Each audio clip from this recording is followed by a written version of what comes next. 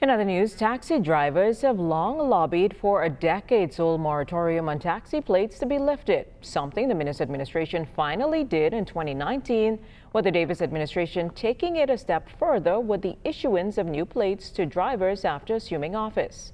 Now, some of those benefiting from the moratorium and the need of many to lease plates are feeling the financial strain. The Taxicab Union president spoke to our Cleopatra Murphy. The Bahamas Taxicab Union is feeling the financial pinch after the Ministry of Transport answered the cry of many of its members, finally allowing some for the first time to become owners of taxi plates. The ministry sees it as putting an end to the long-standing practice of leasing and modernizing the local transportation sector. But Union President Wesley Ferguson argues that with new plates being issued, many on lease were returned to owners. We manage a lot of plates for elderly people, retired taxi drivers, and all those plates came back to the union. So now, as a result of this, we have to suspend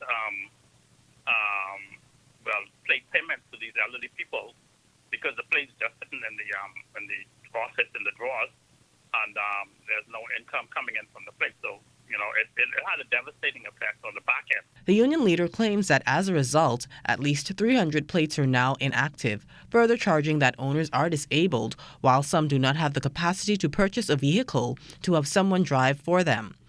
Ferguson has his own recommendation on how to improve the situation, something he says the union is lobbying for.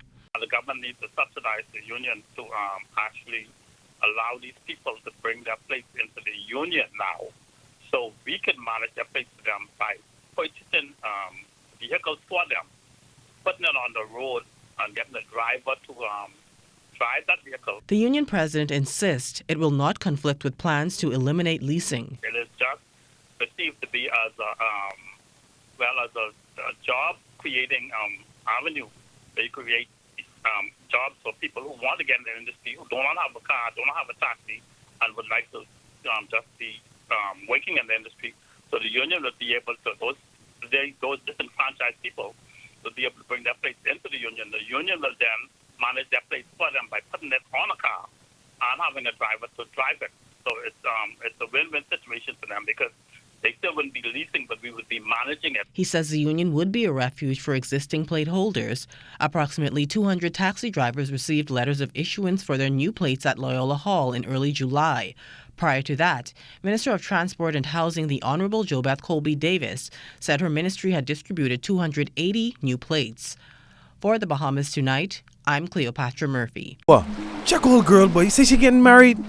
Oh, man, not again. Dearly beloved, we are gathered here today to join this man's BTC home internet with this woman BTC mobile service in holy matrimony. So they'll pay half the price compared to the other guys. What's wrong with you? Just let them...